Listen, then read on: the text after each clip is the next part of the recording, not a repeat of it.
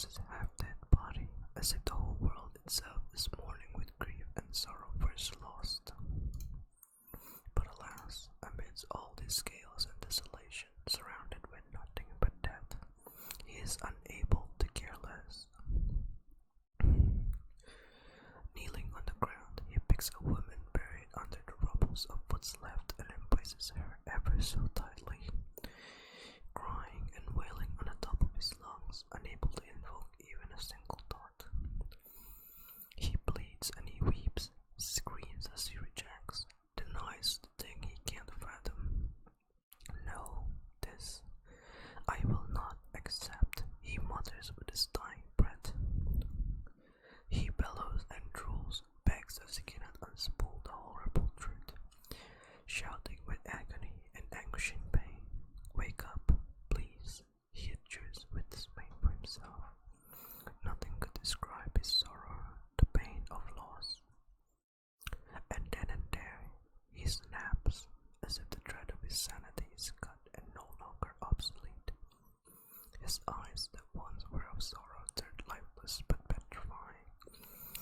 The man who seemed like he was about to die within the tick of a clock stands up with an immense nerve-wracking stance.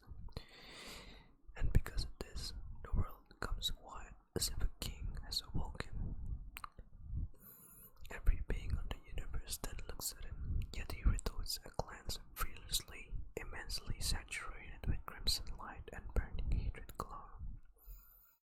It is forevermore an empty shell of vengeance, a blank slate painted with wrath, a beast with an unimaginable and limitless power, yet with no purpose, nothing to cling onto. He was not ready when they came, and so will they be now. He's on Rampage. This is an art. I paid someone to drew for me. This is our main character. His main is Victor von Walden. And this right here is a mystery character. This is the one that he picks up from the ground. The woman that he picks up from the ground. The one that he cannot accept that is dead. Alright, now this is the prologue. Let me just take a little bit of a sip of water.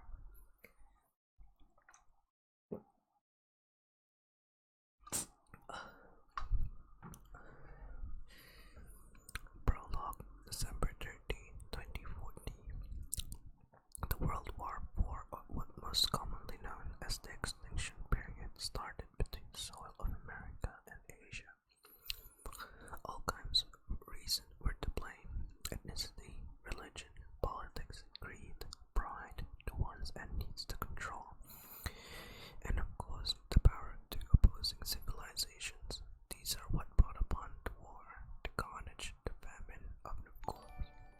Oh wow, sorry, wow, oh my god, I just got. Oh my god, thank you for the follow, Pelican. I'm sorry about that, I'm just gonna continue.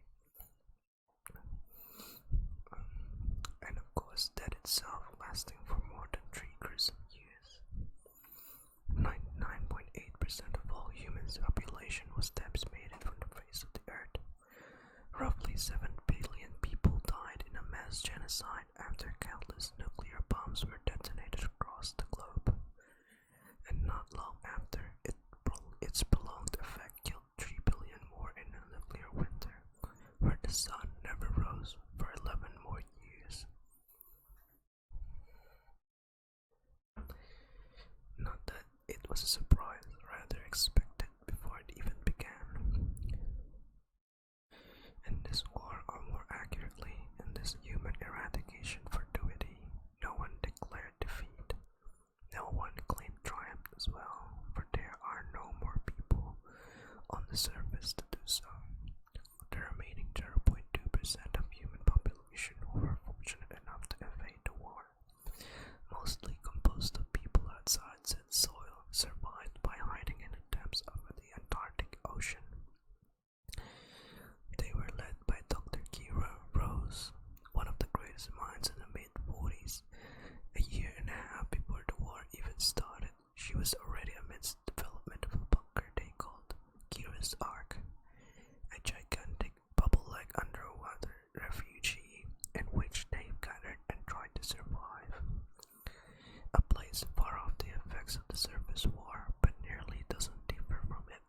buildings.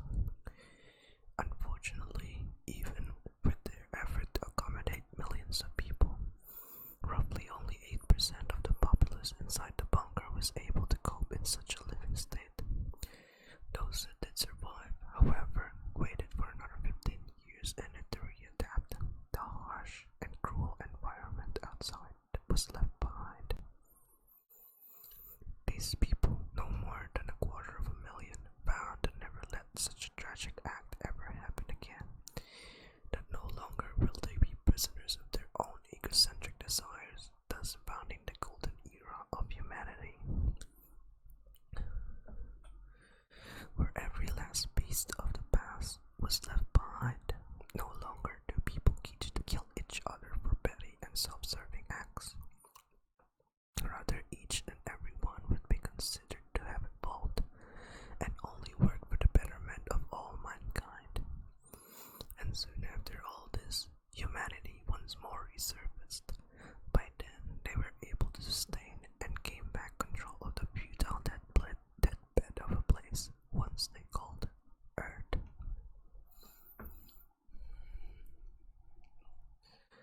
Here is that underwater refugee that I got someone to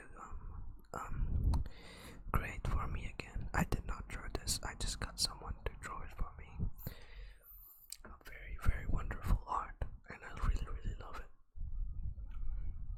So, and that's the end of the prologue. Here is the first chapter of the story that's gonna revolve around Victor Van Zwolden and his daughter, Faith Rose. A physicist 1.0 and his daughter.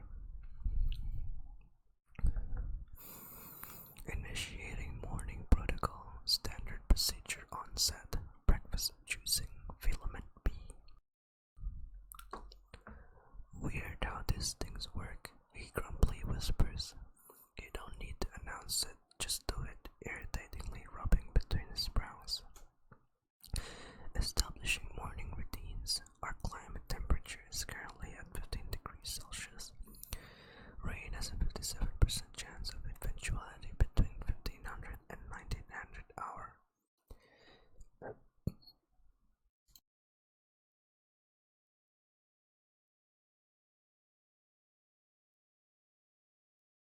Sorry about that.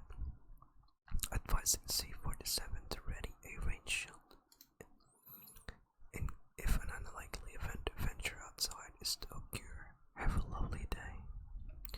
End of transmission. The pod announces early as dawn touches the pavement.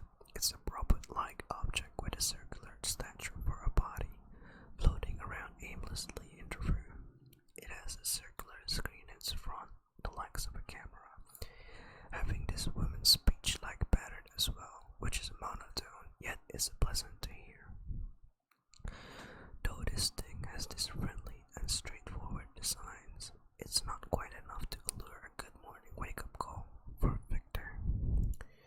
Still lying in his bed, having a quite ruffled look, Victor eventually lifts himself up to recollect his consciousness. He then stretches and picks the morning glory off of his eyes, sitting straight at the corner of his bed at the edge of his room.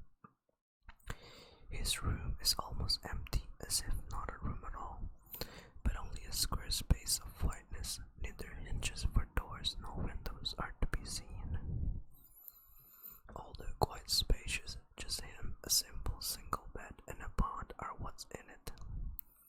Everything else is utterly lonesome, to the color of the room, the sheets of the bed, and even Victor himself.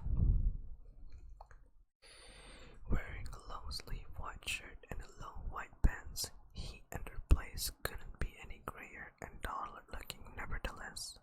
An ambience of safety surround him. My glasses, please, Victor commands. Acquiring glasses, the pod responds. It then floats a bit higher up from where it was, and on the top left corner of the room, it pushes a hidden inch on the wall, and a compartment pops open. Designed this way, his room has hidden partitions that are almost invisible to the naked glasses acquired. Shall I wake up your daughter as well, C47? The bot says, handing over a pair of glasses to Victor. Putting it on, he looks straight through the bot's screen. No, he simply says. She's too peaceful when she's asleep. He continues with a faint smile on his face. The bot screen seems to be projecting a live feed of his daughter's room. Fades, still lying on her bed, snoring away a peaceful slumber. The bot then peeps a hum as it floats back a little. Understood. Anything else for today, C47? It asks. Yeah, it's Victor, not C47.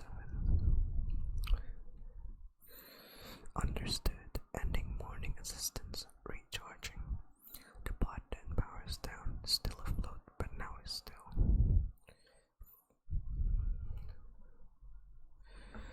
Victor heads out of his room. Noticeably, outside is just a straight corridor, white and almost empty looking. Neither doors nor windows are to be seen in the place. Nevertheless, after a few steps, he faces the right wall and an electronic sound sways on, smoothly opening up a mechanism right after, leading to a secret door splitting sideways in between. Here is his laboratory, wide, spacious, and well lit, although it seems empty at first glance. But show me an archive of our work last night, Victor exclaims. Understood. Soon after, holograms of teal green filled the room. Screens of data, science, ethics, formulas, and all kinds of technological advancement saturates. Victor then positions himself sitting, and in just a blink of an eye, a wide chair came out of the floor. Even a desk pops up with a keyboard on it as soon as he raises his hand. And all the while, needed black-colored headphones manifest from the ceiling and places on his head. Simulation. It is just one of the many technological advancements in the golden era. It is the act of transmutating solid objects from nothing but thin air.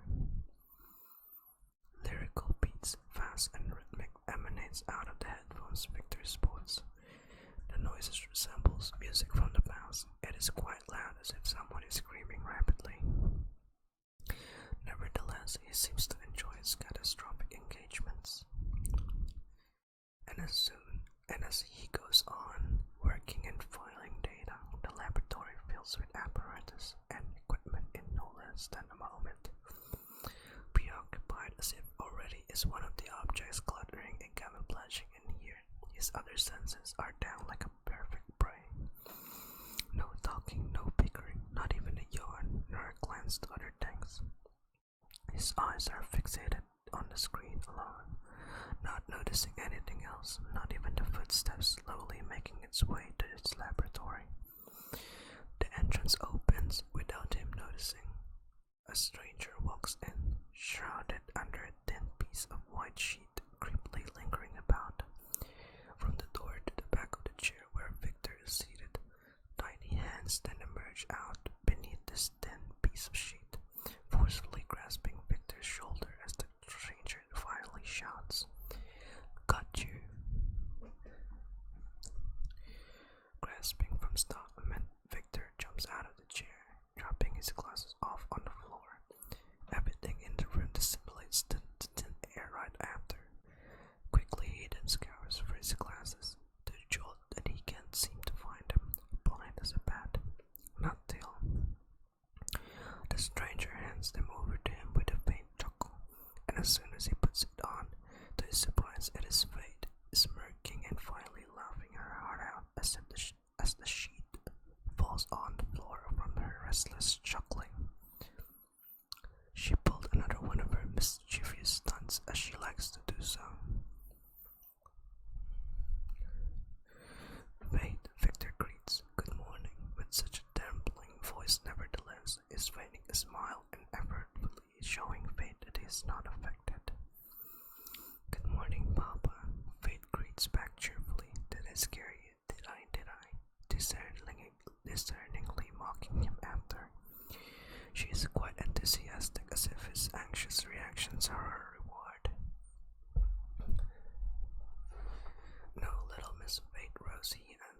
You didn't, with a concreted smile, even though it is obvious. And could you please call me Dr. Walden? I'm in my laboratory after all. He implies, trying to reorient her. Still caught up with her laughter and previous pranked Fate is hardly listening to his rants, jumping up and down as if there's no tomorrow, nevertheless giving Victor a hug later on as she tucks her face on his shirt. I love you, Papa, she says. She then lifts her face, looks straight at his, and continues to say, Don't be scared anymore, I'll protect you. Victor smiles endearingly. Or at least Mr. Papa, he answers, patting her head. She likes it, obviously, seen from the warmth of her smile. What would you want for breakfast? He then asks as he glances over at the time projected on the wall. Filament A, yay, she joyfully answers, jumping up and down again. They both afterward head out and enters a different room of the corridor. In this particular room is a tall and white refrigeration compartment storing aluminum containers stacked neatly. These are filaments, food packets containing grainy-looking pellets, a staple diet of the golden era. Victor grabs two, pours both out into some dishes, and proceeds to give one to Fate and one to himself. Spoonful, she swallows the pellets. Does it taste good? Silly Papa, Fate answers. You know they don't taste anything, talking well. Her mouth is full, gulping down her meal. Victor lets out a small chuckle and then laughs blissfully.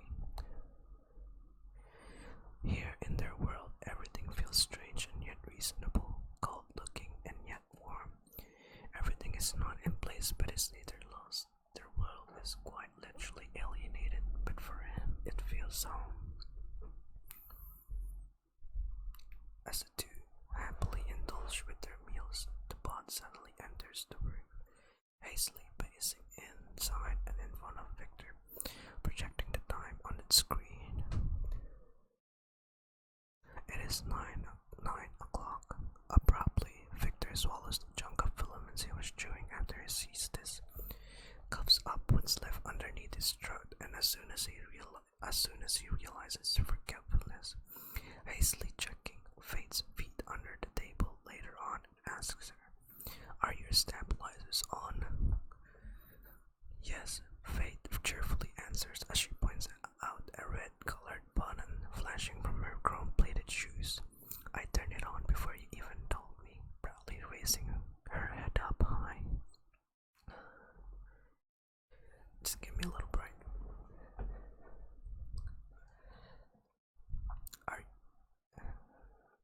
Victor is a beast. He then smiles. Well, you're 9, but that doesn't mean you think like one. You're brilliant, just like you. A brief pause occurs as he jokes again from his own words this time around. Just like who, Papa? Fate asks, curious about why he stopped mid-sentence. Silence then lingers for about a minute, but the muteness of the conversation makes it feel like hours. To avert the quietness, Victor pats Fate on the head once more, gives her a smile and says, Just like me. Fate smiles. Her attention span is quite simple to manipulate. After the commotion, an emergency notice around, sounding severely critical, broadcast on the pod screen. Warning, tectonic shifting in progress, T-minus 79 seconds. Advising C-47 to equip stabilizers. A timer starting at 79 appears on the pod screen. We already did, dummy. Fate scoffingly answers to it with her tongue sticking out, spilling some of her food from her mouth. The two continue with their meal, not giving the slightest of concern to the deterrent. Although Victor was startled a bit at first, promptly knowing Fate has her stabilizers on, the ambience between them is calm until the end of the timer. 3, 2, 1. A sudden silence, followed by an ominous rumbling. The ground vigorously quivers with the intensity of an earthquake, but needless to say, Victor and Fate are not bothered. They carry on with their meal, happily gazing on one another.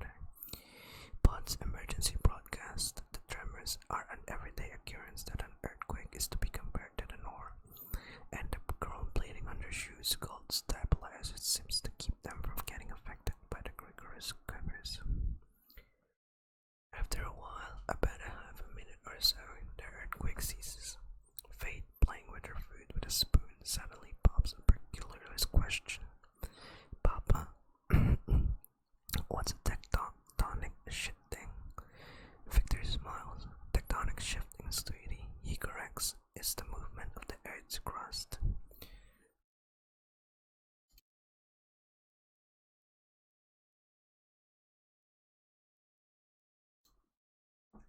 To which she quizzes once more. So why does it move again? Victor then grabs his bowl and with his left hand and starts to explain in details. Well, think of it as the ground is a dish plate which is floating on top of water, the ocean. Now sometimes this plate bumps onto something. Victor grabs a second bowl, which by then causes the earthquake, then collides two dishes gently. So why does it move? Every day, Fate out of character, questions even more as she toys around her food. Full of query today, huh?